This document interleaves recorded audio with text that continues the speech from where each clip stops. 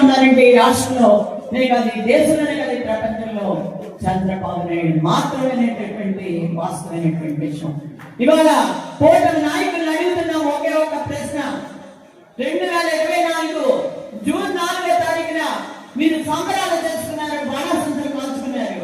2025 June 4వ తేదీన అదే రకంగా మీరు ఉన్నారా అని చెప్పి ప్రశ్నిస్తున్నాం. ఎందుకంటే ఇవాళ మీ ఇంట్లో మీ భార్యలు కానీ, మీ తల్లులు కానీ, మీ పిల్లలు కానీ మిమ్మల్ని ప్రశ్నించేటటువంటి పరిస్థితి వచ్చింది.